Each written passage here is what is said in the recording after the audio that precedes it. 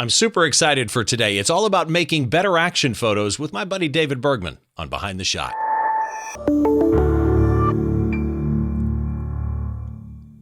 Hi, welcome to Behind the Shot. I'm Steve Brazill. As always, with this show and every show that I do, the show notes are at behindtheshot.tv. Of course, if you're watching on YouTube, all the links will be down below the like button and subscribe button. And on your way down there, make sure that you hit like and subscribe. It helps a lot. And for this show, I've got so much to go through. I mean, normally I do a little bit at the beginning, but David and I have been talking, and we've got so much we want to get through today. I just want to get right to my guest, commercial photographer, photo educator extraordinaire, somebody I honestly believe is born to educate, specializes in action, music, portraiture, Canon explorer of light, David Bergman. How are you, buddy? Steve, wow, what an intro. Thank you so much, buddy. It is so good to be back here with you. It is good to see you. You know, I got to do the intro again because there's something I want to do. Hold on. Ladies and gentlemen, this is for the audio people. This is David Bergman. I love that. Can I have a WAV file of that I can use? Yes, you can have a WAV file of that. When I walk into a room, I just play that ahead of me. Yeah, exactly. Yeah. When you go into the ring, as it were. Right, exactly. David is a friend of mine, and one of those people, for those of you that don't know David Bergman, which, what the hell, man? Seriously. But David is one of the guys, when I first started photographing music some 15 whatever years ago, David is one of the first people that I followed. There's a handful of them, the Christy Goodwins of the world, the David Bergmans, El Macias, Toddy Young, Danny Clinch. I could go on and on. As a music photographer, I'm a fan and have been of David's for a long time. And I'm honored now to be able to call you a friend. But for those that don't know you, you're probably best known as Bon Jovi's tour photographer, but now you are country superstar Luke Combs' tour photographer. Who are some of the other people you've toured with? Bare Naked Ladies? Yeah, touring wise, Bare Naked Ladies was a big one. I've worked with a lot of artists over the years. My first one was Gloria Estefan. Wow. Back in the day when I lived in Miami. Yep, I did a little bit of tour work with her. I've worked with Avril Lavigne and Sarah McLachlan and a number of others. But as far as big, long tours, being out on the road for, years at a time, Bon Jovi, definitely the biggest one. And then now it's been Luke for the last few years. So it's been a fun ride so far. Calling Luke a country superstar is an understatement. The guy is he's a record breaker on level after level after level. I am curious because you mentioned Miami. When you lived in Miami, you were actually a photojournalist working for the Miami Herald, was it? Yep. Okay. And really there, you kind of focused on sports, and you ended up shooting for Sports Illustrated for years and years, 13 SI covers. You photographed who's counting? I'm counting, trust me. Yeah, so am I. Olympics, Super Bowls, World Series, NBA Finals, NCAA Championships, Stanley. I mean, I could go on and on with your sports pedigree, which is an interesting thing when I look at your road to where you are now, because I do workshops too, not at the level that you do, but I do workshops as well. And I try and explain to people, really, music is low light action photography. It is no different when I photograph mixed martial arts or Muay Thai or something like that. It's the exact same processes that I am using in getting a shot. I'm curious, with your high-end sports background, what do you bring from that to shooting somebody like a Bon Jovi? Or I was shocked about Luke Combs, how active he is on stage as well. Where's the crossover there? Yeah, it really is very similar photographically because, it's all sort of compressed in one area. You know where the action is going to happen: a football field, a baseball diamond, or a concert stage.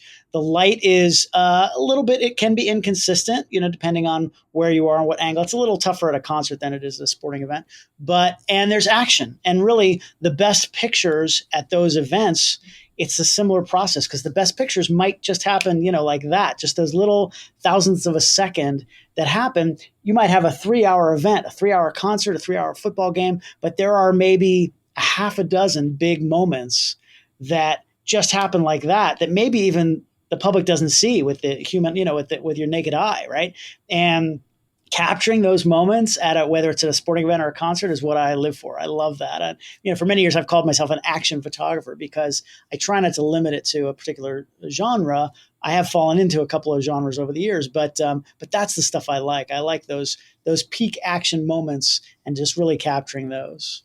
Which is an interesting point of view because, like all music photographers, I go into every show that I shoot, every fight that I shoot, thinking I want a portfolio shot out of this, realizing ahead of time that the portfolio shots are few and far between in what we do because, one of my favorite things is when I talk music photography with people is those shots where, okay, I know this person's going to jump. I know where they're going to jump. I stand for the perfect shot, but they jump facing the other way and I get a photo of somebody's butt and it's a beautiful jump, except for there are so many things that have to come together, even with all your planning, that you have to be in the right spot. We're going to talk about Shoot from the Pit here in just a second, because and it relates actually to this opening shot of Luke Combs' show.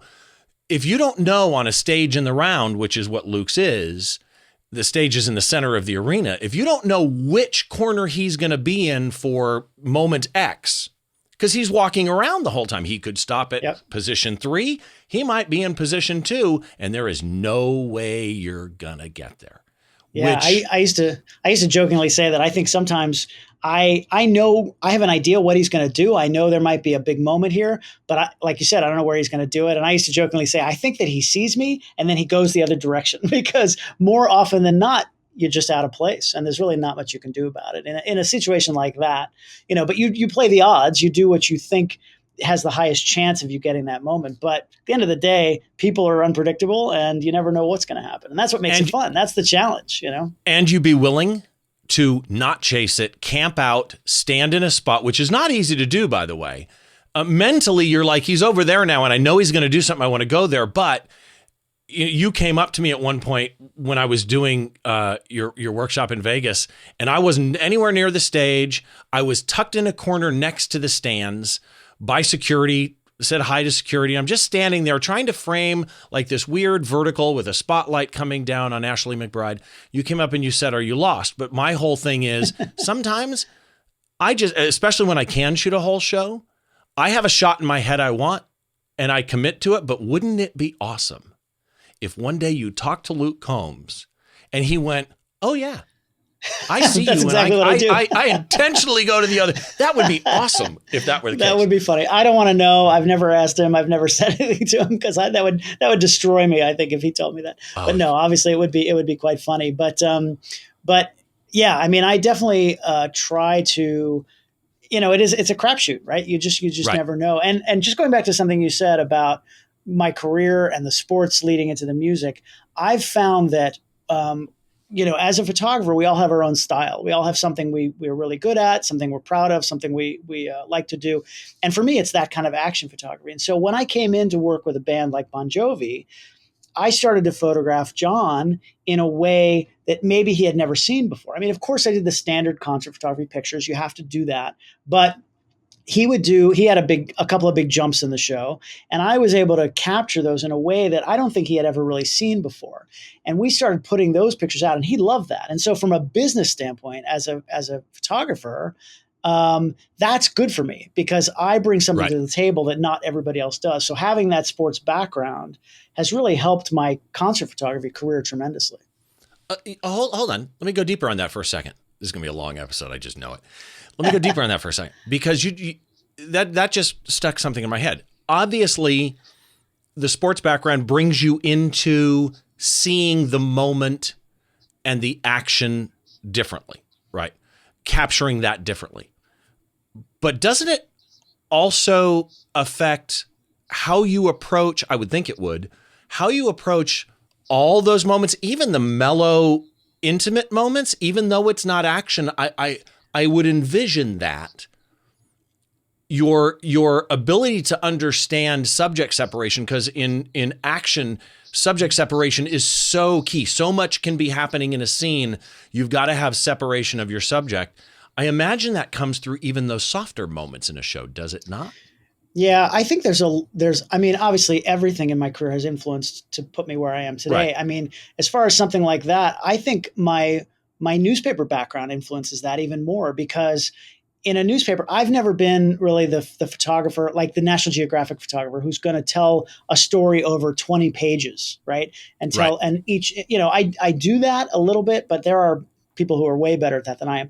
I'm the guy who wants to get everything in one shot, right? I want to tell the whole story in one picture. And that's from the newspaper because you had one shot on that front page that had to grab people's attention and give them an idea what the story was all about. And I learned that in my 20s when I worked at the newspaper. And that's influenced a lot of what I do also. So, when I'm backstage or I'm, in, like you said, the mellow moments or things like that, I'm still trying to I'm thinking about what's important here and what's going to tell the story of this show. I feel like it's my job to convey the emotion and the energy and just the moment in the show for the fans who are there and the fans who aren't there. So I'm trying to get it all in one frame. And I think when I'm backstage, things like, looking at backgrounds and those kinds of things to try to really put the story front and center. If it's two musicians talking to each other after the show, or maybe they've got their arms around each other, walking down the hallway, exhausted with towels over their heads or whatever, those kinds of moments. Yeah, you're not just getting that moment, but I'm also, as most photographers would do, looking at everything that's going on around and making sure there's no distractions to pull your eye away from what's really important that I want you to see. You're the Twitter of photographers. You've only got 280 characters. Brevity is key, and less is more. And you've got to do it in one tweet. That's really so. You mentioned we've got 24 million pixels now, so it's exactly. You mentioned Nat Geo photographers. I just had Sam Abel on, who for 33 or 23 whatever years was a Nat Geo photographer. It was an amazing conversation and show with him. And it was. You're not dissimilar from that. Rolling Stone, Time, Newsweek, People, Kerrang, USA Today. I'm missing something. New York Times, People. You have been all over the place, and I think that whole life experience. Look, we're a product of everything that we've been through. We stand on the shoulders of those that came before us, and then we become shoulders for others. And you are the consummate educator. Now, I say that having done workshops of my own. I do one for Princeton Photo Workshop. But your workshops, your ability to teach, I would suggest, is unequaled in this industry. Maybe a Scott Kelby, I think, is also somebody who is absolutely born to educate. I think Scott's one of the best people out there for education. And there's a few others. I mean, I'm not going to go through the list, but I mean, obviously there are some great educators out there today. Sure. But your ability, and let me start with Ask David Bergman, which runs on Adorama TV on YouTube. Used to be called something else. Now it's Ask David Bergman. It used to be 2-Minute Tips. Was that it? 2-Minute Tips with David Bergman. Yep. Okay.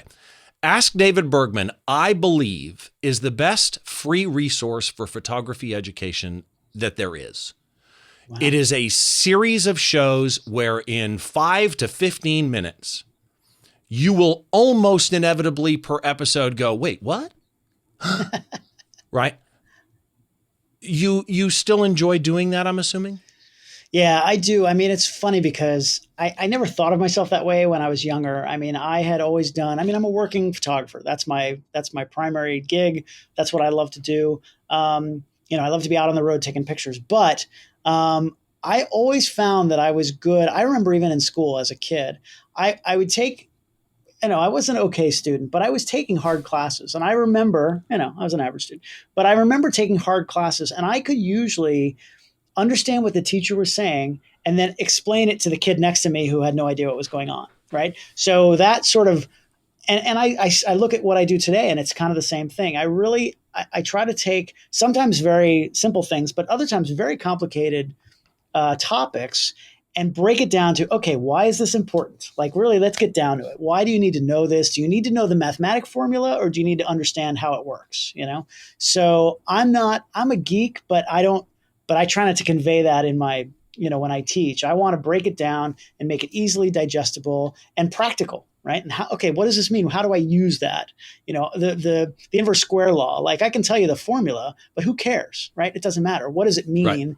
And how do you use it? And so that's always, I still do that today. I think very carefully when I'm putting together my videos and my workshops about, what's really the information that people need so they understand why things work, but not overburdened with too much information that doesn't help you and just kind of gets in the way.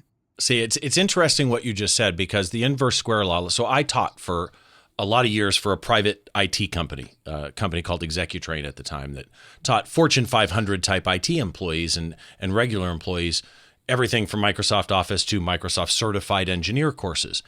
And I would argue that knowing the formula for the inverse square law for the average person is actually a burden and an obstacle. It's better to understand conceptually what it means. When I first started teaching these IT courses, and at one point I started teaching the Microsoft certification courses, and I remember looking at the boss, the first MCSE course I was going to teach, and I was scared to death.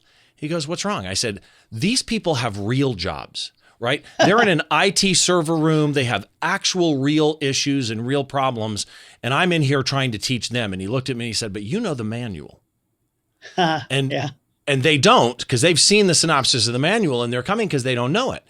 And What was interesting was once I got over that hurdle, I realized what I understood. And it was the way I originally got my MCSE back on Windows NT 351. What I realized was, understanding something conceptually made it to where an IT manager of 20 years could come into one of my classes and say to me, "Here's the problem I'm having," right? Or I'm trying to do application development in Excel with Visual Basic, and here's the 3 pages I've got and it's still not doing what I want. I could look at that conceptually, having never stepped in their server room. And that was a real example. A guy came to me with 3 pages of code and I changed it to 11 lines of code. There you go. That's concepts matter, right? It really, honestly, understanding the helicopter view at times can be more beneficial, which to me brings us to shoot from the pit. Because again, and I've said this online when I was talking about having taken your shoot from the pit in Las Vegas just this past December. And people said to me, "You've been shooting music for 15 years. Why would you go take a live music workshop?" The reason is really simple. A, David Bergman has experience I will, at this point in my life, never get. David Bergman's a great instructor. I've shot entire shows and had all access. It wasn't about that at all. If I can't sit and learn something from anybody, whether I shoot it or not, then I should stop doing what I'm doing, is A. B, it was really interesting that there were certain things you taught during Shoot from the Pit that I would go, "Oh man, why did I never think of that?" And I'd learn it. And there were other things that were just, okay, the way I'm doing it, other people are doing too. Not even just David Bergman. Now I at least know other people are doing it like me. And there were those moments where I totally get what he's saying. I prefer my method. All of those 3 variables were valuable to me. But the experience that you give during Shoot from the Pit doesn't exist to me other than Shoot from the Pit. Explain Shoot from the Pit to people. Yeah. Just real quick about teaching. One more thing I was thinking of as you were saying that is that it's really been interesting to me as I've done more, because I've always done a lot of speaking gigs and I've done workshops over the years, but I've really done more of them in the last 3, 4, 5 years than ever in my history. And while also still being a working, shooting photographer, but to take things that some of us do naturally, or we've just been doing a certain way for a long time, and think about, why do I do it that way? Why does it work? Why does that thing work? I have a whole thing I talk about subject placement in the frame, where you decide to put your subject in the frame, the left looking out or the right looking in, or wherever you put them makes a difference in the subliminal feel of the photograph. Yep. And it's not something I had ever really compared, before I was teaching this particular workshop. And I went back and I looked at images, a lot of my own work. And I said, why did I do it that way? And if I had done it this way, and to break it down to be able to explain it to somebody who maybe doesn't do it naturally, is a challenge, and I think I've gotten pretty good at it over the years, and I think that's part of what it is. Well, But and let me just interject on that. Your example is perfect, and that is they may be on the far frame right, looking into the middle, giving them what they call nose room. That is a completely different tension feel than if they're on the far right with nothing to the left, but they're looking out of the frame. Those little understanding those little things. My ex-brother-in-law, late brother-in-law, Robin Seymour, was very, very famous in Detroit. He started most of the Motown acts on his local television show at the time. And he was friends with, the way he told the story, and I have no way of knowing if it's true or not, but he was friends with Casey Kasem. He was friends with a lot of people, all the Motown acts, Ted America's Nugent, Top 40. Yeah, that type of thing. Well, he was friends with Casey, and he asked Casey one time how he did voiceovers that made it sound so fresh. And the response, and again, this is the way it was described to me, was, I imagine I've never seen this subject or the product before. Shoes, oh my God. No more stubbed toes, no blisters off hot cement. Just look at something as though you've never seen it before. And to me, that's the same with what you just described on composition. Yeah. If you can back up and look at a framing as though it's not something you've seen every day of your life, it opens up huge possibilities. Anyway, you were saying, go ahead. So you had asked me about the workshops. Yeah. So what had happened was a lot of my associates over the years, photographers I know, friends of mine, were doing workshops, and what I'm a fan of are more experiential workshops, right? Where, yes, I watch a lot of YouTube videos like the rest of us, but to actually be in an environment and to learn that way and then actually shoot the thing that you're learning about is a whole different level of learning, of education. So, for example, there are sports photo workshops where you can go and learn how to shoot football, and then you get to shoot maybe a college, level football game. And then you learn how to shoot, maybe there are fashion photographers who you go out and you spend a week, in a vineyard somewhere, and they bring in beautiful models, and you learn how to do that, and you get to photograph them. So what I do, I've been a concert photographer for a long time. Every week I get emails from people saying, how do I get to do what you do? And a lot of times I say, you can't. Like, there are very few avenues to be able to shoot concerts.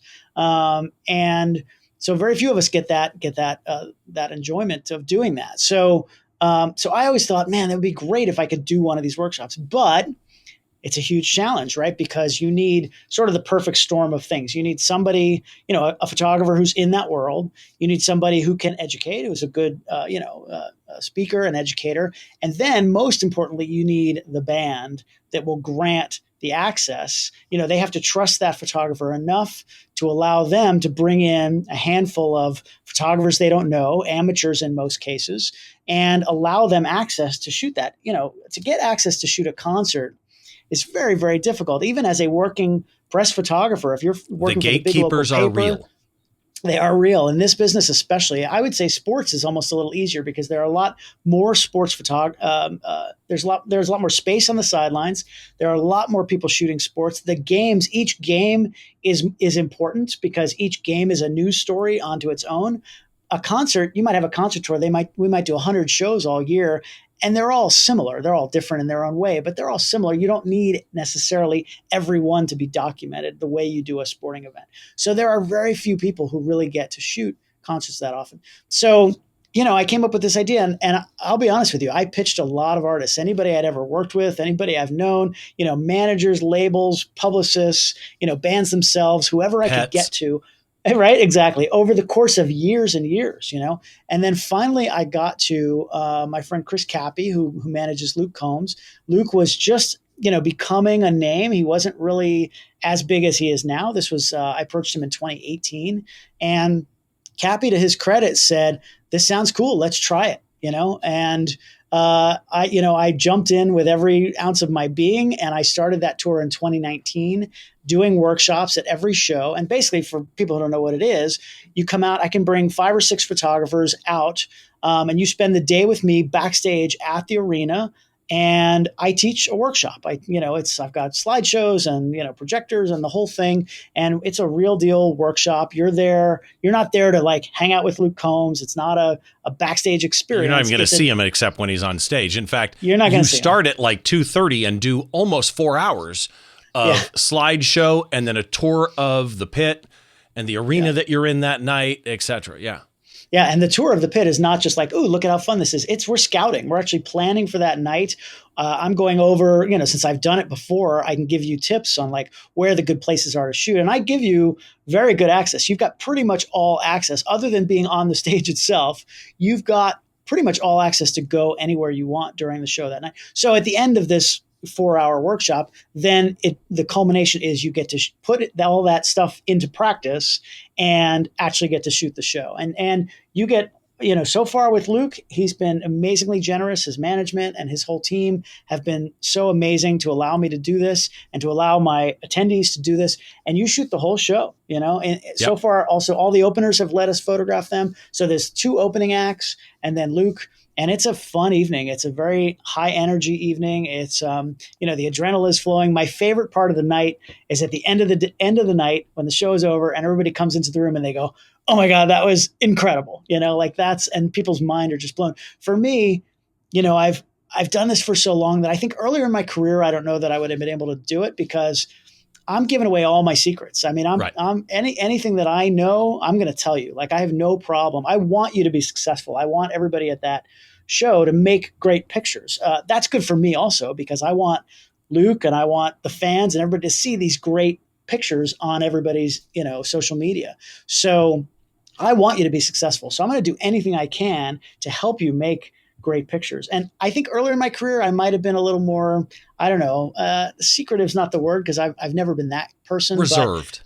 A little more reserved because you kind of feel like, you get nervous. Everybody's going to be able to do what I do. At this point in my career, if a client is going to fire me and hire somebody that I taught just because they can shoot as well as I can, or, maybe they're a little cheaper or whatever, then that's not a client I wanted to work for in the first place. So I think I've developed a level of trust and respect with my clients and that hopefully, the good ones are going to keep me around and keep hiring me. So I don't worry about it too much. And like I said, I want the next generation of photographers to be successful and to do things the right way. Everybody can call themselves a photographer now.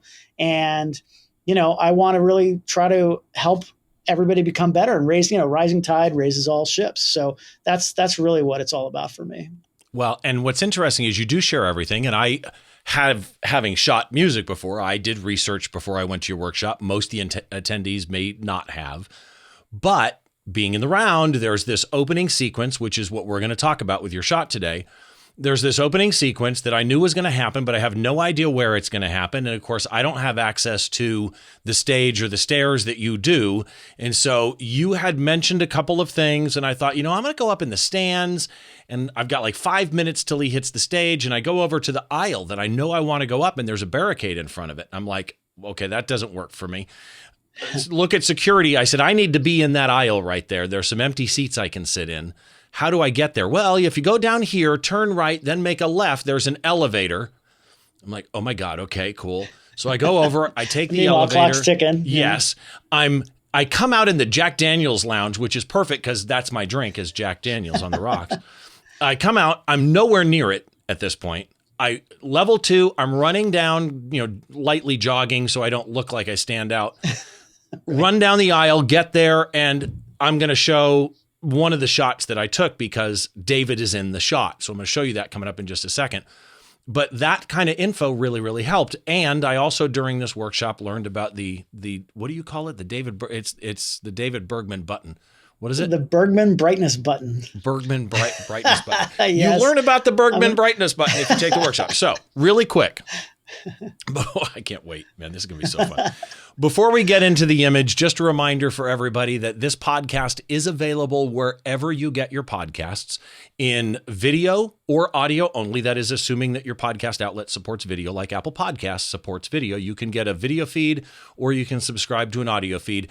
In either one of those, or even better yet, both, please leave a star rating and a review. It really does help with discoverability. And of course, the video is also available on YouTube. If you are watching on YouTube and if you like what you're seeing, it does also help if you hit the subscribe button. And just as important, hit the like button. Leave any comments, questions that you have. I also want to thank my friends over at DVE Store for the high-def video. Visit dvestore.com for all your digital video equipment needs.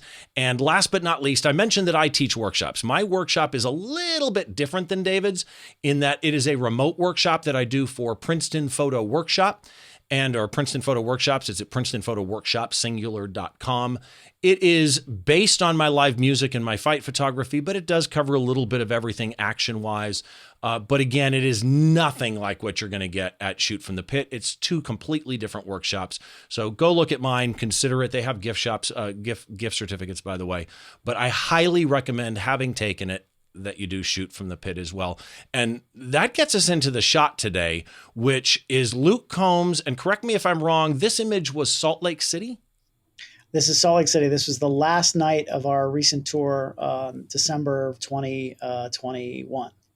Okay, so let me do a little setup here. First of all, you'll notice there are little speckles all around Luke. And I mentioned a little while ago that my research had already kind of indicated that Luke starts a show by kicking. He has a cup of Jack and Diet Coke, which, as a Jack Daniels on the Rock drinker, and I'm addicted to Diet Coke, literally, this is such a waste of both in many ways. However, he comes out with a cup of Jack and Diet Coke, and he punts it. Like, he drops it, and he punts this cup of Jack and Diet Coke so beautifully.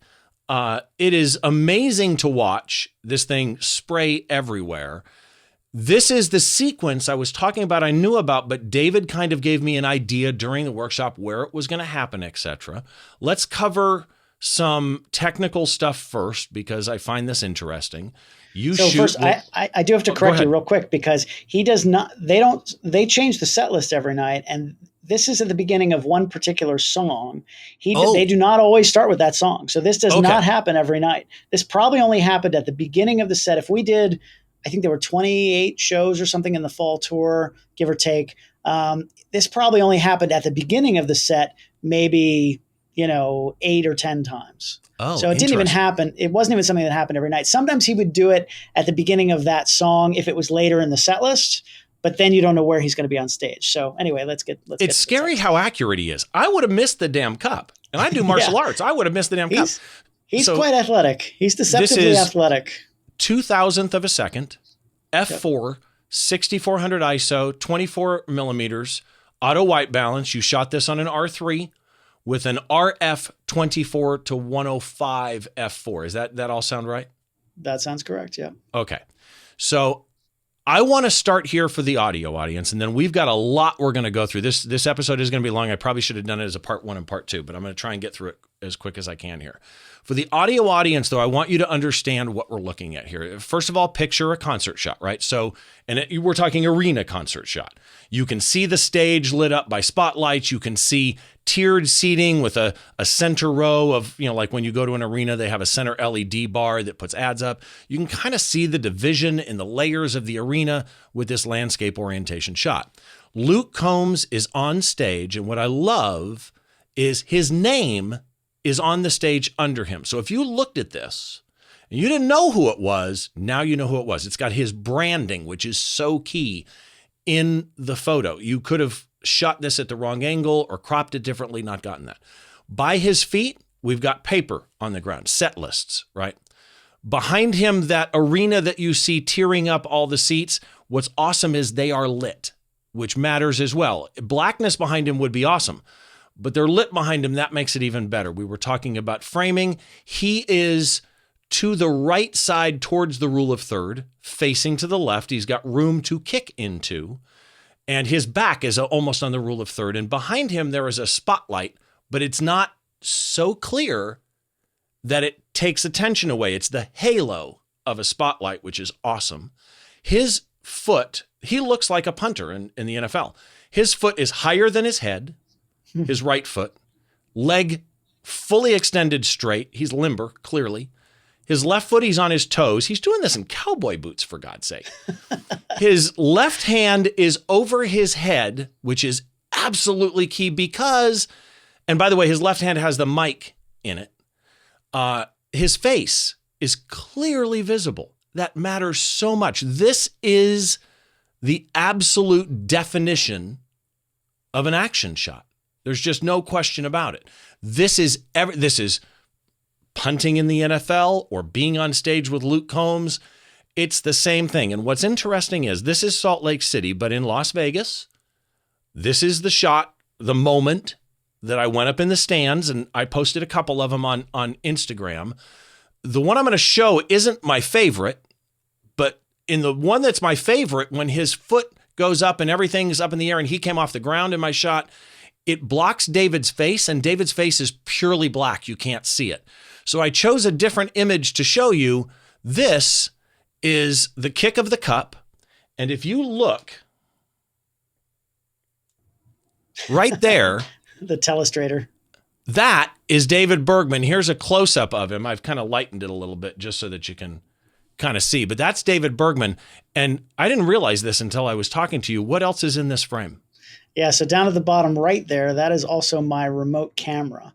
The thing that's being lit there from the light coming from the stage is a sandbag that I actually put on it. I use a floor plate with a ball head, and I have another camera, and that camera sits there all night long. I move it around. Each night I'll put it somewhere different. I usually set up 2 remotes, one overhead and one I'll put on the stage. But that night I just chose that corner, partially because I knew I wanted that kick, and I figured having 2 different angles of it would give me some more options. So that camera's there all night, and I can trigger that remotely from wherever I am in that arena. If I think something's going on in that corner, I can just hit that remote. And, remotes are such a crapshoot, but if you get one great picture from it, right, then you're good. That's all that matters. And it's on a platypod. People that make platypod are good friends of mine. So yep. Tell us the story behind this, because it's a bit of a story. Yeah. So, like I said before, he doesn't do this every night. It's not always at the beginning of the show. And as you've mentioned, this stage we call it a 360 stage because it's not technically round, it's a square, but it is in the middle of the stage, and they sell the seats 360 degrees all the way around. So a normal end stage at an arena is either, is usually a 270 or maybe even a 180. In this case, it's 360. So the arena is packed with people and the stage is in the middle. That does add some challenges to shooting it because, as you've said, you don't know where things are going to happen. Luke is constantly moving around. And so this is, I know where he always starts the show in the same corner. At least for the very first, 2 seconds of the show, I know what's the stairway he's going to come up, and I know he's going to start in that corner. So because at the beginning of this song, I saw on the set list a number of times throughout the course of this tour, and I really wanted to make this picture or some kind of picture of this sequence. And it's a challenge because, again, there are so many things that can go wrong. The biggest thing with this particular moment is that the last 3 or 4 times it happened, I really was determined. I had kind of thought about it earlier, but then I got to get this picture before. I was seeing the videos of it, and it just looked so great. And so I put myself in position to make the picture a couple of times. And honestly, the lighting was never quite there because this song starts with a drum fill. And usually the lights are out, right? Because it's the very beginning of the show, of Luke's set at least. Right. And the lights are out. And on the drum fill, the lights are flashing. And then he kicks that cup. He sort of does he gets a little running start and kicks it. And the lights are still usually flashing. So every time I've shot it, every single frame was different light. Either he was way under or a couple frames were lit. And I never got really the perfect frame. So here's an advantage that I have that most people don't. I work on the tour. I'm one of the crew on this tour. So the night in Las Vegas, I had actually gone to when you were out there, I had gone to our lighting people and I said, hey, we got 2 shows left. I don't know if he's going to do this both nights, but whenever this is going to happen, help me out here. Can you just get those lights up a half a second earlier? Because they were coming up sort of on the downbeat, which is sort of right after that kick. And so they said, we'll do it. We'll help you out, brother. They're good people on this tour. So they said they would do what they could. And the night in Las Vegas, your picture, I haven't seen the raw file on your picture, but I'm guessing it's a little underexposed, which with raw is not too bad. And that's interesting you say that because part of the reason I said I posted one I really liked where Luke, he came off the freaking ground. He is not he is not a spring chicken or a small guy. He is off the freaking ground. And I love the shot, but the one I have here, you can still see the cup, but it was dark. Yeah, exactly. So I had numerous times tried to make this picture, and the light was just never there. Either his hand was blocking his face, or the cup was not in the right spot, or the light wasn't there. You need a perfect storm of things to all come together. So that night in Vegas, I was close, and I had a couple of good frames of it, and I wanted to do it one more time. And so thankfully, I didn't expect this, but he did that song at the beginning of both of those last two shows. This was mid-December. We had 2 back-to-back shows in Vegas and Salt Lake City. And the next night in Salt Lake City, I went to them again, and I was like, "You're going to help me out again, right?" They said, yeah, we'll do it. And sure enough, they turned the light on like super early. And I think they weren't, I'd have to see the video, but I don't even think they were flashing them. They just brought them up, and the whole sequence is lit. And I was like, whew. And so finally I got a whole sequence of it and was able to pick what I thought was the best frame from that sequence. Well, and just, this is such an amazing shot on so many levels. We'll go into the timing and the lighting here in just a second, but you sent me some shots. Should we go through those now? Yeah, sure. And you can kind of explain the sequence that you've got here. Now, one thing to note, this is actually the first week, it was the second week in my career that I was shooting all mirrorless, because I've been using the Canon 1DX Mark IIIs for quite a while. I love those cameras. Nothing wrong with those cameras. Amazing, technology. But obviously, I think the industry is moving towards mirrorless, and that's really where it's all going. I had at the time one R5, which is a great camera. But when I shoot my handheld cameras, the 2 that hang from my shoulders during the show, I need them to be the same body, because I'm such a creature of habit. When I pick up a body, I'm going to shoot as fast as I possibly can. And so if they're 2 different bodies, the buttons are in different places, they feel different. There's just too many differences. And that drives me nuts. So I only had the one R5. So I didn't want to shoot. So I would use that as a remote, which is what that camera is in that picture. That's my R5, probably with the 15 to 35 lens on it, the RF lens.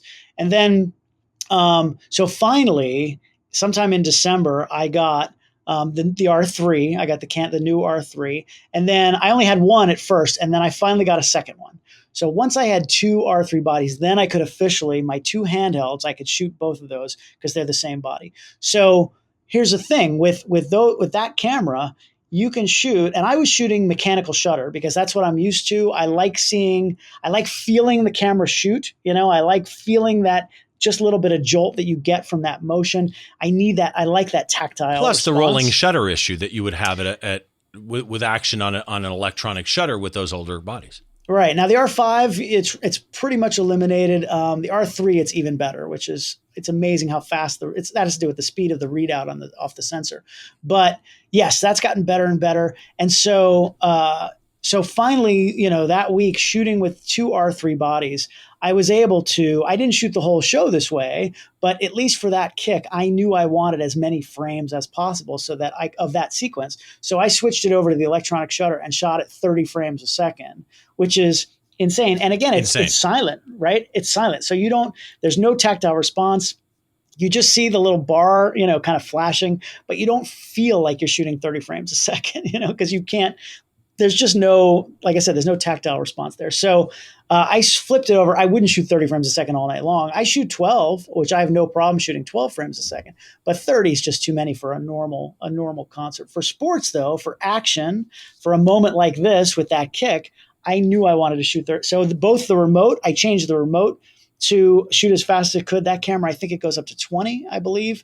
And then the R3, I went to 30 frames a second. So this sequence is pretty close. If it's not exactly 30 frames a second, it's pretty close. Remember now, it's also focusing at the same time. So it's going to be a little slower than 30, but because I have the face detection on. So that way I know every frame is going to be sharp on his face. Well, and it's almost like watching a video. So This is where it starts, cup in the air.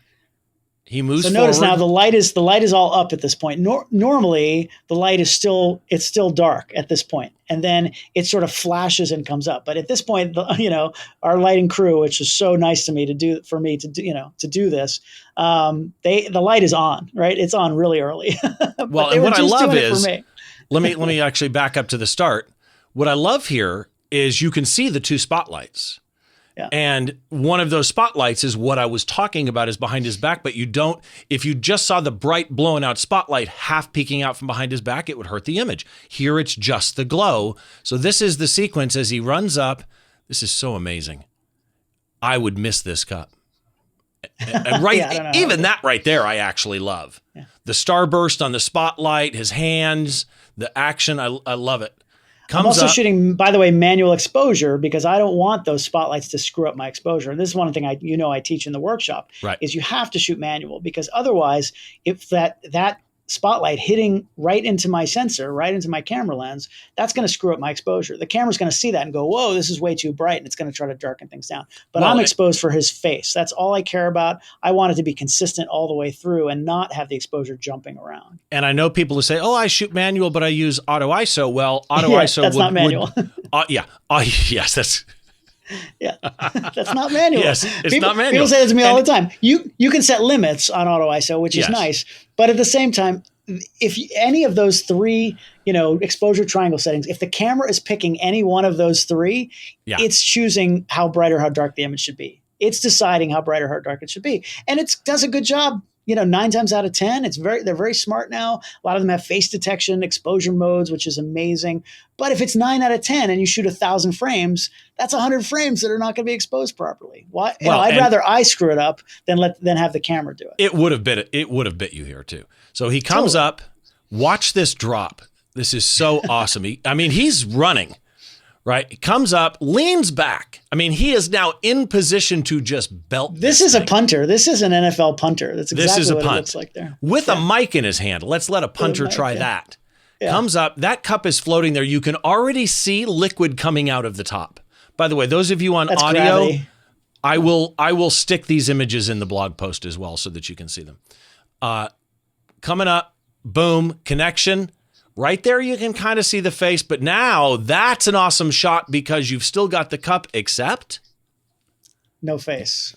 No so face. This picture, I was a little disappointed because this picture would have been my shot. Because you like seeing, in football with a punt, you have to see the ball. It's not really much of a picture without the ball in it. Here, seeing the cup and sort of the direction of the spray and you got that whole trail, it's really a nice frame. And I debated long and hard, is this the picture? But then I realized, you know what? There's no face. And you just got to have the face. His arm is blocking his face. It's just bad luck. There's nothing you can do about it. This is why you shoot a lot of frames. You want to give yourself options.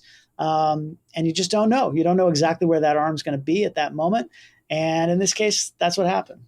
This is the jump where they jump facing the wrong way. Had that arm been up, though, had that arm been there, oh man, just and then as both go up, there's the halo of the spotlight, which is awesome because it gives you a little added separation.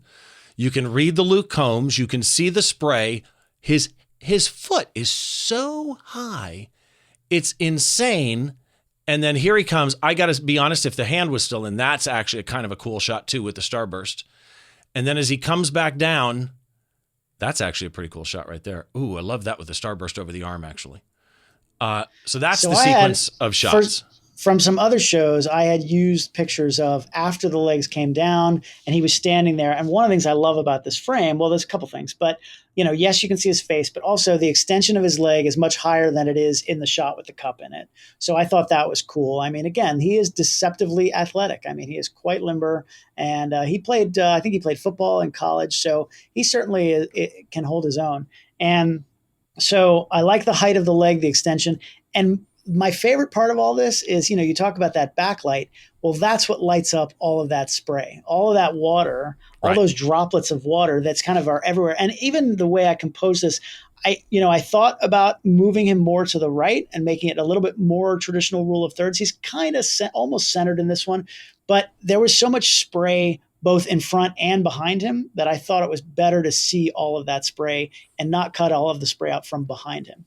So that's kind of why I chose to put him more in the center there, as instead of further to the right. Normally I would lean towards putting him more to the right, but I just loved all that spray. And that's all lit because it's against a darkish background with backlight. When you shoot a sporting event in the rain, it's only going to, in daylight, it doesn't have the same impact as it does at night when the background is dark and those stadium lights are hitting from behind and really rim lighting each one of those little drops. And that's what makes them pop off against that black background. That's why when you see wedding photographers photograph a bride and groom under an umbrella in the rain, Yep. there is always a flash going off. It's on the ground, often behind their legs, so that you don't see it, and it's popping off so that you can see the spray. But here's what's interesting is I would argue here that you could debate, is Luke the subject? The subject is the spray. In many, well, strike that. Luke is the subject. The story is the spray. There you go. So that's better. You equally need both of these. Timing is key. The lighting is out of your control. But the fact that you kept that white blob from showing up, half sticking out of his back like half of a moon. Let me ask you this. When you're looking through the lens during this, you'd obviously shot it a bunch of times, so you kind of knew what you wanted. But when you're looking through the lens for this, how aware are you of that spotlight as he's moving? You're just following him. Are you really aware of trying to keep it in a good spot, or the audience in a good spot? I mean, this particular shot, when it's a fast sequence like this, I could BS you and say, oh yeah, you're absolutely watching that and moving left and right and trying. No, it's impossible. With a shot like this is a second and a half of fast action. I'm just trying to keep it sharp and keep him in the frame. That is actually the full frame, right? So I barely have his foot and his hand in there without cutting it off. So I'm concentrating on at 24 millimeters. That's as wide as I could get, and I'm just trying to keep him in the frame and keep him in focus, right? That's really all I'm looking at and trying to get that sequence. So no, I'm not going to lie to you and say that that's what I'm watching. However, 99% of the time I am looking at things like that. With things that are a little bit slower, when you're shooting more traditional concert photography, I'm always looking at the spotlight and moving left and right to try to put it exactly where I want it. Absolutely. But in a moment like this, it's impossible. Anybody who tells you otherwise is lying to you, because you can't. It's too fast. When I was up high and I didn't have my 150 to 600 that day, I only had a 200, so I put it on my R5, which is higher res, to give me cropping space, and that's how I accidentally got you in the shot, because I had to crop in from the 200 because I was really far away, right? Yeah. This is almost not cropped, except you're not cropping in to really change the framing. You're fine-tuning the framing because this was almost full. So then the question is, why the 24 to 105? Why didn't you shoot with a 16 to 35 or something? Yeah, good question. I mean, honestly, it's just a practical issue. The 15 to 35 is on my remote that's right next to me. And I shoot the rest of the show with that 24 to 105. So honestly, it was just for convenience. It was the lens I had on me. I guess I could have switched to an EF wider lens.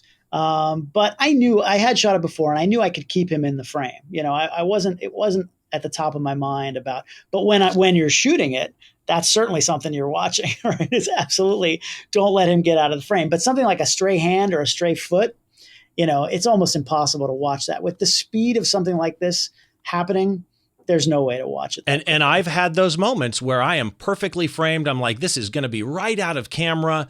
And then a vocalist or somebody does something, and it's like, I just lost their hand.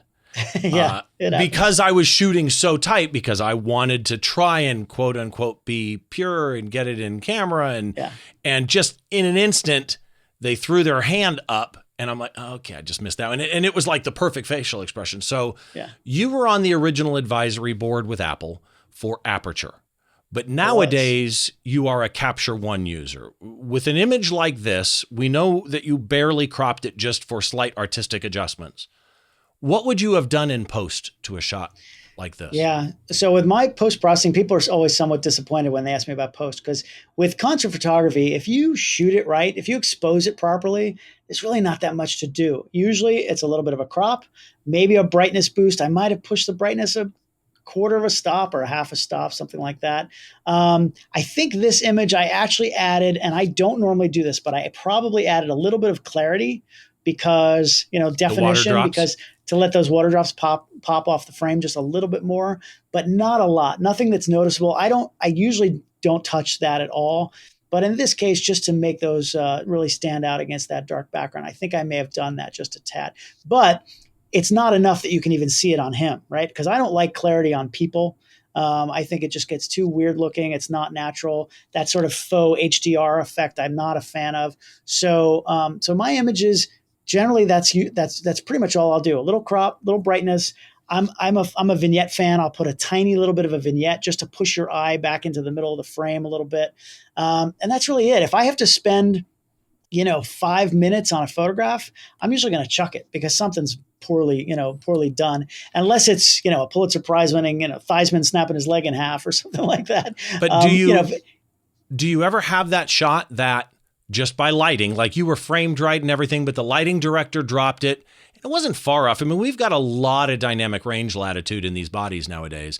And I've got shots where I was exposed. The lighting just changed. I'm not chasing the lighting, as it were, because if you're chasing the lighting, you're always behind the lighting anyway. And suddenly I've got a frame that might be a stop underexposed.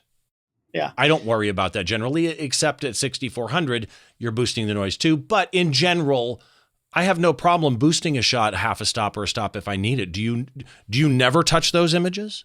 No, absolutely. I will play with my brightness totally. But it depends how much. Two things. First of all, it depends how much you're off, right? If it's a stop, I'm not going to worry about that too much because these raw files now have so much dynamic range. Right. Even at 6400, these files look so good. I don't worry about it at all. In my workshop, I have a whole rant I talk about. Oh, yes. Nobody cares about ISO noise. Nobody's ever looked at it. You're not going to look at this picture and go, man, that's a great picture, but look at the noise and the shadows. Nobody is ever going to say that. It's never, ever, ever, ever, ever, ever, ever going to happen. So you don't even use noise reduction, right? I do not. No, absolutely none. So, because nobody cares. Nobody notices except the person who took the picture. That's the only person who notices. So, but that aside, I have no problem moving brightness a little bit. Of course, if it's 2 stops or 3 stops under, then we're starting to really get messy, right? And it's not the color's going to get off and it's just not going to look as good. Also, another thing that's different that will impact how much I'll do on it is who I'm working for and what I'm doing. Luke's show, I shoot it every night. I've shot probably 100, Luke concerts over the last few years, maybe more.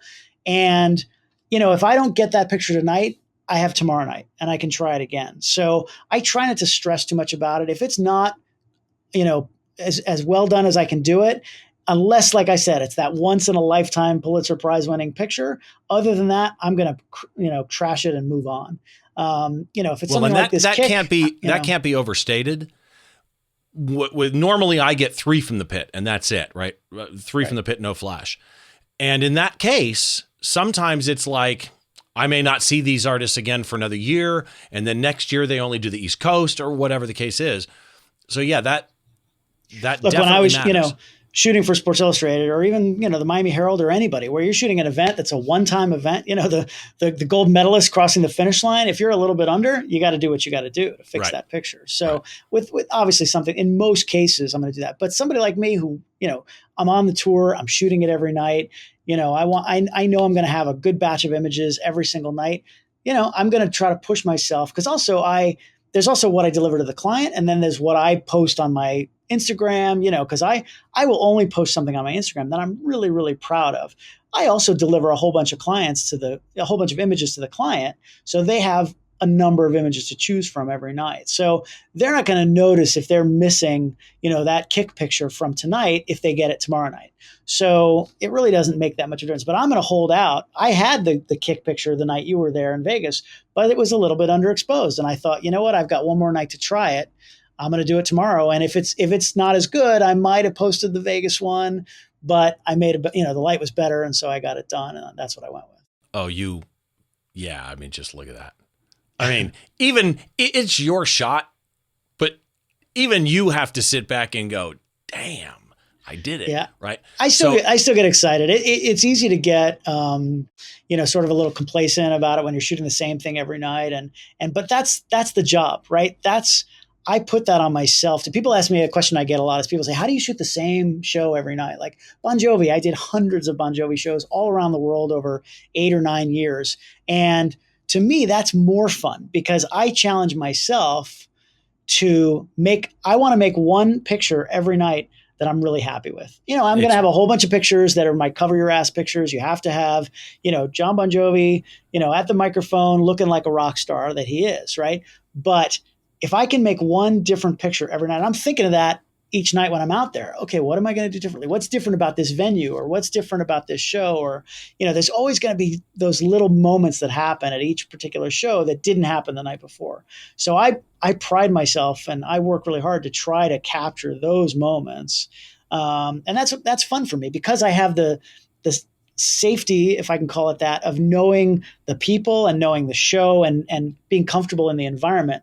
But I'm also trying to push beyond, because somebody like you and me for many, many years, when you go to shoot as a regular press photographer and you've never shot that show before, hopefully you've done some research, which I know you do, and I always did. You try to learn as much as you can about those first 3 songs, but you still really don't know until you're there.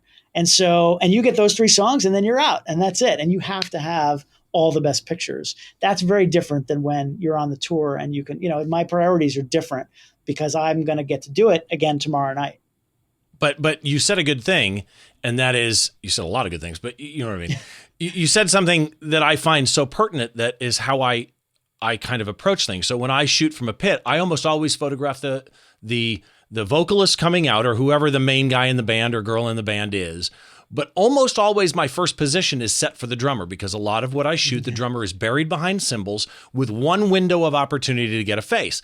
And inevitably, sooner or later, as the show moves on through those 3 songs, that spot may not be available. And I want to get the cleanest shot of every artist, every member of the band. So I almost always start in the drummer position, but I photograph the entrance of the singer, vocalist, whatever. Smart. Then I grab my drummer shots. Then I vacate that spot, because I may not be able to get that spot again if there's a small window, like Whitesnake was one where you can't see the drummer unless you happen to hit that window just right. So I want to do a speed round with you. Answer these as fast and easy as you can. Uh-oh. I'm going to separate action and music here, by the way. Your top action photography tip. Oh gosh. It's that Bergman brightness button that you talked about, because what that is, in as short as I can put it, is, I know it's so silly, but it's memorable. It is. Basically it's, exposure changes. If you're shooting something where the exposure is changing very rapidly, the whole key to making great action pictures is not thinking about your camera and paying attention to what's happening in front of you and around you. Because, like I said, there's those little moments in every show and every event and whatever you're covering that are the best pictures. And if you're looking at your camera, if you're doing, looking through your images, or you're just messing with your exposure settings or your focus modes or your whatever it is, you're missing pictures. And you're probably going to miss the best picture. It's happened to everybody. It's Murphy's Law. As soon as you look down at the camera, then you go, oops, because you look up and something awesome just happened. So the short version of that is eliminate as many variables as you can. I have a whole system that I talk about, this, my silly Bergman brightness, but where you eliminate 2 of the 3 exposure triangle variables. Right. So you leave it down to 1. So as you have to change your exposure, as the light is changing, you only have 1 dial to change. And doing that is all about not paying attention to the camera and really only paying attention to what's happening in front of you. And if exposure is a big problem, where it's something that's changing very rapidly, just having 1 dial to basically change your brightness button, basically, it makes it so much easier to not be thinking about, my ISO and my aperture and my show, then you're missing pictures. So that's how you make those great action pictures. the B cubed. Yeah. It's interesting because playing off of that, one thing I try and do as I've gotten more experience in it is keep both eyes open, which is difficult for me. I'm so old school where I close an eye, but it bit me almost once, where I was photographing a festival and there was a band at the beginning I had not heard of, Hero the Hero or Hero the Hyro. I'm not sure how it's pronounced, but they were amazing on stage. And I'm photographing, it was either the guitarist or the drummer, and I had my left eye closed. And suddenly I pulled the camera away and I look up and I hadn't realized that the lead singer had climbed to the top of the speaker stack and was seconds from jumping off.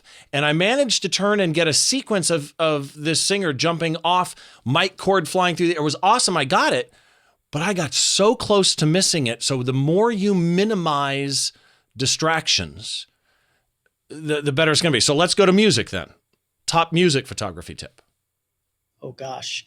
I think knowing as much as you can about the artist will help you. Knowing about, at least about their show, doing your research. right? Is there, especially if you only have 3 songs, right? Is there a pyro hit at the beginning, right? Maybe there's a big flash of pyro. And if you're not ready for that, first of all, you're going to miss the picture. Second of all, you're going to screw up your exposure, right? Because you're never going to expose it right. So, I mean, now we didn't have this when I was just starting out, and probably the same with you. Now you can go on YouTube and watch the show. You can at least watch the beginning of the show. So do your research. Even if you're not a fan, it's better if you're not a fan of the artist, because a lot of times people about my workshops, they say, what if I'm not a country music fan? I say, it's better, because I don't want you there paying attention to, oh my God, there's my favorite artist. I want you looking at, sometimes people ask me, oh, you shot this show. What songs did they play? And I'll go, I have no idea, but the light was really harsh from the left, so I'm paying attention to the lighting and and focus and all those and the motions of the artist. I'm really looking at their eyes. I think photographers are amateur psychologists in a way. I'm trying to look at that person and say, is he going to go to the left? Is he going to go to the right? Is he looking for his guitar player to do something, or what's happening there? And so knowing more about the artist, I think, is helpful. If you just show up blind, I think you can make pictures, but it's going to be much harder. And it can be the simplest things. Like my favorite research thing that I try and explain to people is it doesn't even have to be complex. Like if I'm in a photo pit and I see, cryotubes where they're going to shoot up, steam, or they're going to do confetti or something, I can say to somebody, do you know what song this is going to be if I had to, right? Yeah. But, based on the set list changing, I may not know. But if I look at a singer, like if you watch American Idol, you'll see the amateur singers doing this with the mic. I hit my mic all the time. Pros tend to have a favorite hand.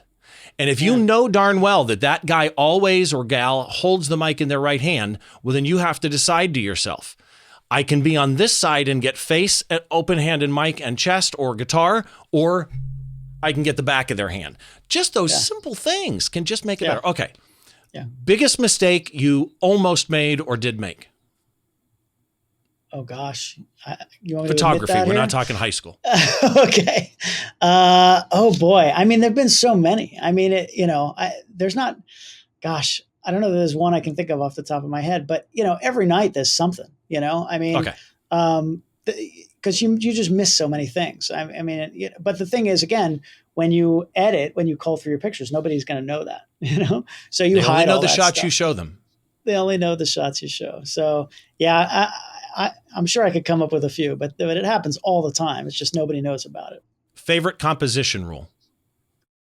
Composition rule. It really is what we were talking about before about placement in the frame. It really does make a huge difference. I am very conscious of that. Ideally in camera, but even if you can't do it in camera, if you can do it in post with a crop, it really does. You're subliminally affecting how people feel about an image, what an image feels like. If it's like you said, if the artist is on one end, or whoever you're photographing is on one side and looking in, they have a place to go. They have a place that they're looking. You can see what they're looking at. Even if it's dead space, there's something that they're looking at. If they're looking out of the frame, if they're on the edge, there's such a tension there, because you don't know what they're looking at, where are they going, if they're moving, what are they, what's in that direction. And it's a minor thing, but it's really a subliminal psychological thing that makes a difference. And neither is right or wrong. You might want that, but as the creative person, as the photographer, as the artist, you are making that decision. You should be consciously making that decision on how you want your image to feel and what that portrays to your viewer. That's how I feel about a Dutch angle, which is where, the horizon line is tilted. And I see so many people do it because they didn't shoot the shot straight and there's not enough frame for them to straighten it. Look, I'm not a big fan of Dutch angles, but when used properly at the right time, Dennis Reggie's wedding shot of John Jr., JFK's kid, John Jr., and I can't think of her name yet now, Bissett, I think it was. Yeah, it's just got a little bit of a... And it adds tension as they come out of the chapel. Oh, my God. But other than that, straighten your horizon line. Favorite... Sorry. Yeah. Favorite album, song, or artist? Oh, gosh. My favorite artist, I'm a huge Sting fan. Sting to me is one of those artists. You look surprised. Sting to me is one of those artists. I've seen him live probably a dozen times. And I would say every time the show is completely different. He'll take a song, like Roxanne that he's been playing for 30 years, and he'll start the intro and you don't even know what song it is. You're like, what is this? And I was a musician, although I take that back. quick funny aside. I met Arturo Sandoval, famous jazz trumpet player, a million years ago. I had to do a quick picture of him for something when I was in Miami at the Herald. And I remember telling him, oh, I used to be a musician. I went to the Berklee College of Music. And he stopped me and he goes, no, always a musician. I was like, oh, you're right. I'm sorry.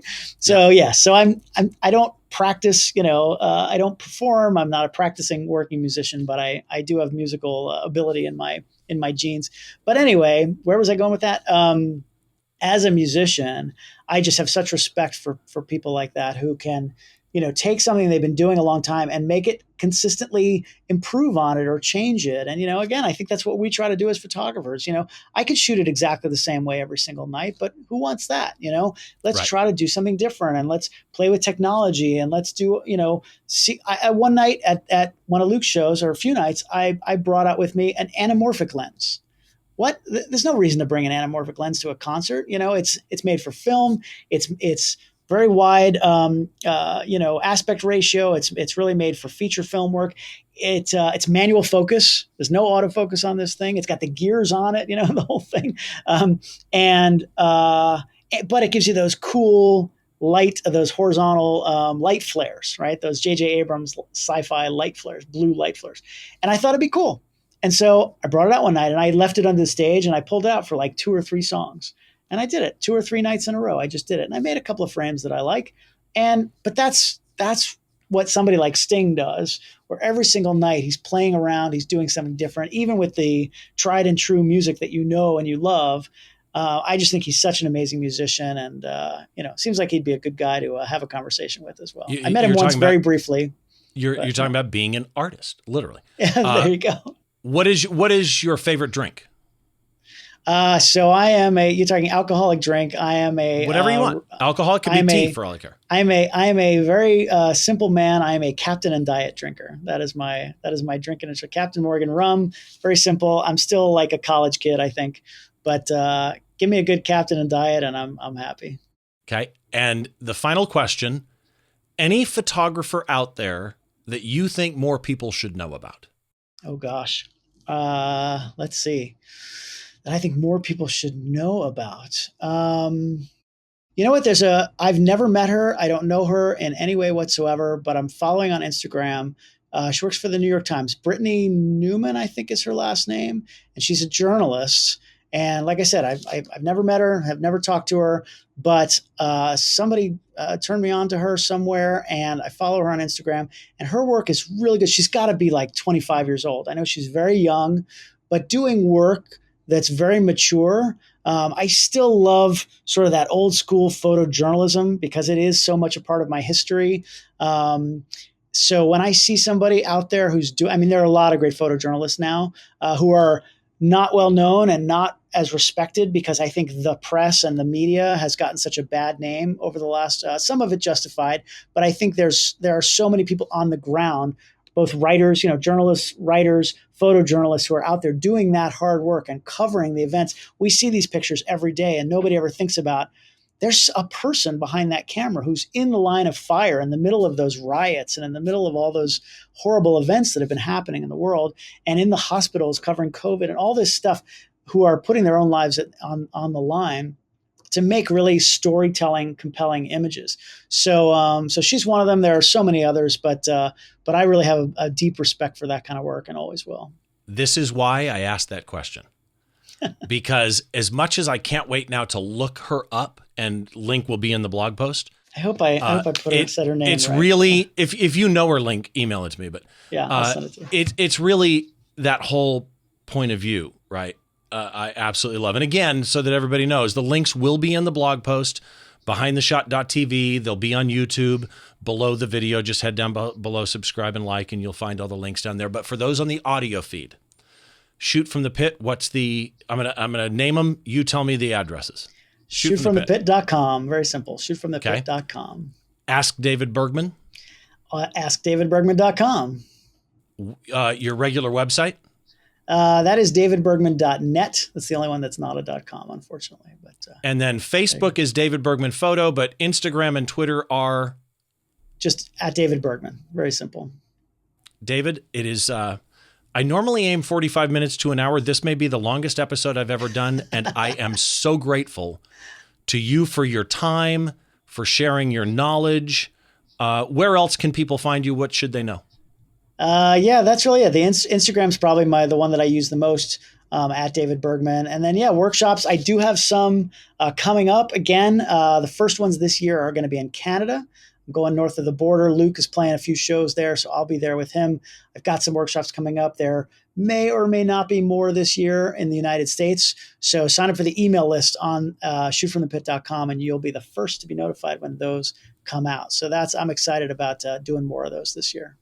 Again, thank you very, very much, David. I appreciate your being here. Appreciate all your knowledge and your friendship and everything you do for the photo community. I still think Ask David Bergman is the best resource out there for photographers. If you guys want to reach out to me, the website for the podcast, behindtheshot.tv, my website, stevebrazill.com.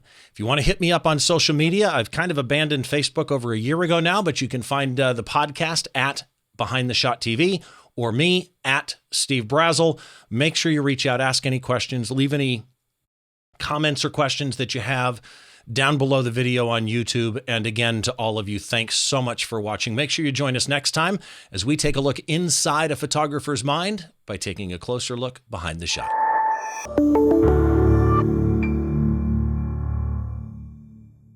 So David, again, thanks for doing this, man. This should be going live beginning of February. Yeah, man. But you know what? I just thought of one that I wish I had told you earlier about when you asked about something that I missed, or a picture that I missed, or something like that. Uh-oh. Okay, what? It's a good story. So Luke played halftime of the Dallas Cowboys game this year on Thanksgiving Day. It was a huge event for him, for all of us to be there. Something like 30 million people watched that game. It was really a big deal for Luke to be playing halftime. The halftime show, his performance is 6 minutes and 20 seconds. So I have very little time to make as many pictures as I could. Now, I had seen the rehearsals. I had been there the day before. So I knew what was going to happen, but it's a very quick setup. They bring all the stuff out on the field, the staging and all that. They roll it all out. Luke performs and then he's out. So I knew I needed as many pictures as I could get. I obviously am going to stand on the sidelines and shoot with my handhelds, but I wanted to put up some remote cameras on the stage as well. And so basically what I did was I was ready to go. I had everything all set up. Right when they wheel everything out and they get the stage set up, I have like 10 seconds. I run up on the stage. I put one down. I use my platypod floor plate and a ball head. I've got one camera right at the back of the stage looking out. It's a nice wide shot. I figure I'll see Luke and the whole crowd and everything. And then I put one off to the side. I clamped it with a Manfrotto Magic Arm onto the railing. And so it was kind of a side angle. And I figured, well, I don't know exactly what it's going to look like. I'm just going to fire these things for the whole time, basically. And we'll see how it goes. And I even made the two guitarists, Rob and Tyler, like pose for me for one quick shot. And I fired the remotes and they're firing. Everything was great. All good, right? So then I go to the sidelines. The show starts. I get the feeling this doesn't end well. Yeah, it doesn't end well. So I go to the sideline. I'm shooting. I'm holding down my button pretty much the whole time because I'm triggering the remotes manually with my Pocket Wizard. And I'm shooting. I'm holding down. I'm trying to just shoot as much as I can. I don't care. It's 6.5 minutes. So then the thing ends. They start to wheel everything off. I grab my two cameras off and I look and I saw a couple of frames at the end because I fired it when the show was over as well as they were wheeling things off. And I saw a couple of frames at the end. I'm like, okay, I'm good. And then I put them in the computer and I realized they didn't fire a single shot during the performance. And my heart just sank. I was like, what happened? And I realized probably what it was. Once the show started, there's so much RF interference from the lighting. God. All the lighting, all the wireless, everything. Now, I'm not on the same frequency as the radios and those kinds of things. Those Pocket Wizards are on a frequency that nobody touches.